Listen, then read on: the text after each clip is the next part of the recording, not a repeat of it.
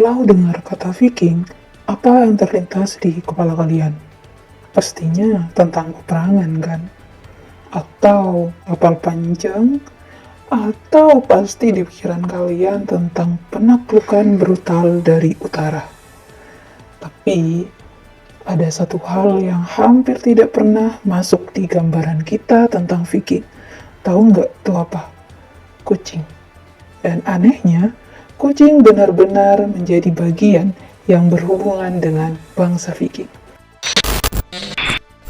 Untuk yang belum tahu, bangsa Viking juga bukan cuma prajurit loh. Mayoritas dari mereka adalah petani, pedagang, dan pelaut. Mereka juga punya rumah, gudang makanan, dan persediaan gandum. Dan seperti semua peradaban kuno, mereka punya masalah klasik, tikus. Di dunia tanpa pestisida modern, tikus adalah ancaman yang serius. Mereka merusak makanan, menyebarkan penyakit, bahkan menghancurkan persediaan musim dingin loh. Disinilah kucing menjadi sangat penting, bukan sebagai simbol, tapi sebagai solusi hidup. Kucing adalah pemburu alami, efisien, dan tidak butuh teknologi. Tapi, masalahnya, tikus tidak berhenti di darat. Kapal Viking yang terbuat dari kayu adalah surga bagi para tikus. Kucing membantu menjaga stabilitas logistik. Ini bukan kebiasaan untuk Viking, tapi Viking jelas termasuk dalam tradisi pelayaran kuno ini. Namun, hubungan Viking dan kucing tidak hanya soal fungsi praktis loh. Dalam mitologi Norse, kucing dikaitkan dengan Dewi Freyja. Freyja adalah dewi cinta, kesuburan, kemakmuran, dan sihir. Dalam legenda, Freyja memiliki kereta yang ditarik oleh dua kucing besar, di mana dalam budaya kuno, simbol jarang dipilih secara acak.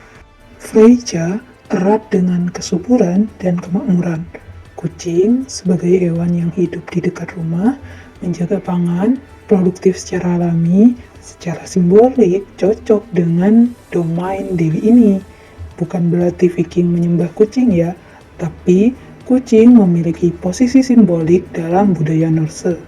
Kalau diamati dari realitas sejarah, sejarah selalu lebih realistis daripada legenda. Arkeologi menunjukkan bahwa tulang kucing ditemukan di situs Viking. Kulit kucing juga ditemukan. Ini berarti hubungan Viking dan kucing bersifat praktis. Lalu, bagaimana dengan cerita bahwa Viking takut kucing? Nah, itu tidak ada bukti sejarah yang mendukung.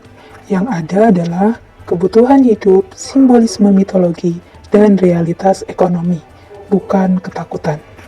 Bangsa Viking dikenal sebagai penakluk, namun seperti semua manusia dalam sejarah, mereka juga hidup dengan hal-hal yang sederhana, rumah, persediaan makanan, dan makhluk kecil yang membantu menjaga semuanya tetap aman.